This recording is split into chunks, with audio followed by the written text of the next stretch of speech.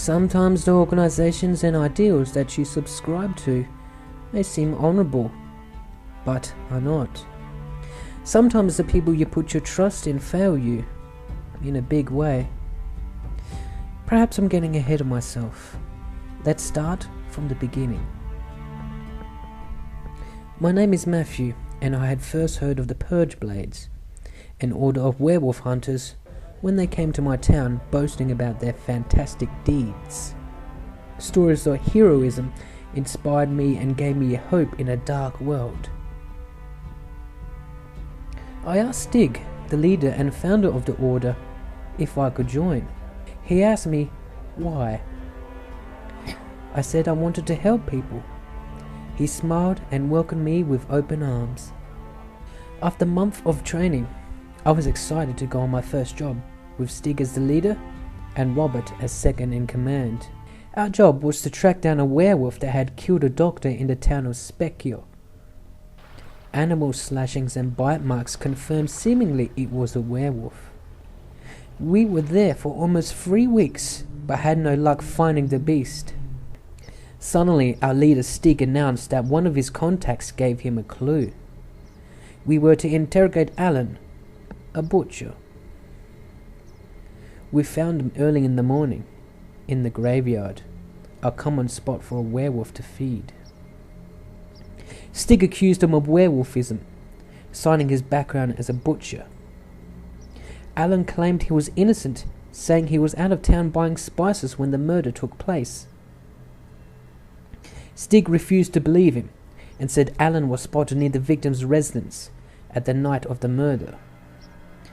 Alan grew nervous.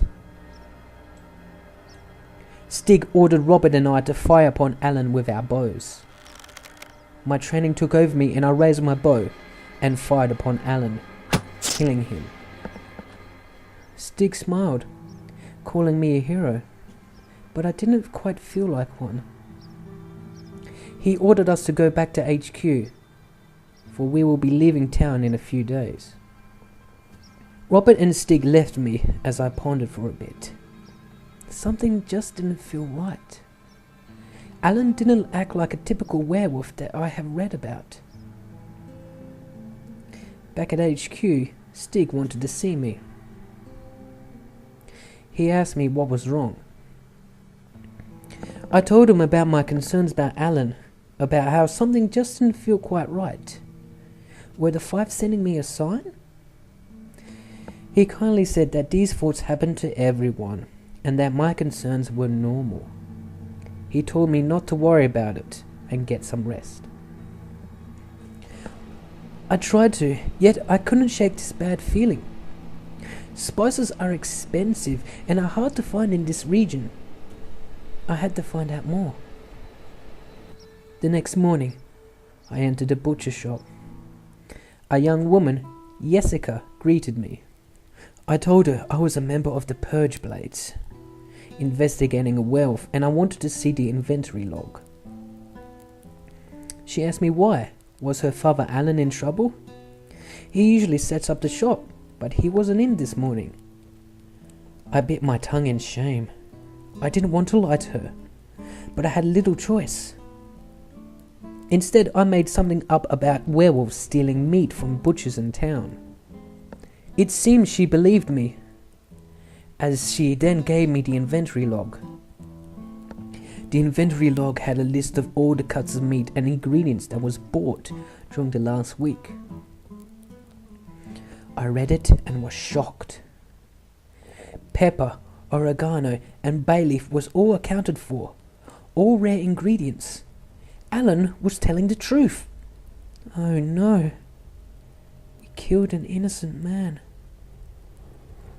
I asked Jessica what she knew about her father. She said she was a good man who was dealt a poor hand in life.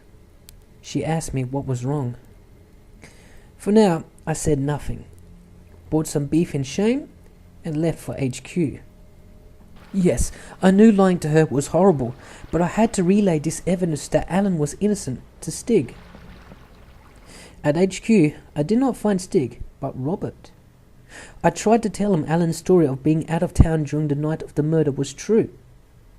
The inventory log proves he was buying spices for his shop at the time. Robert was cracking underneath. He told me it was a lie, that the Order does not make these mistakes. But I could tell that he was doubting himself. I left him alone to think. I had to find Stig. He was not in his office, so the only place I could think of was the keep, where the council ruled the town of Specure. I had to find him, and fast.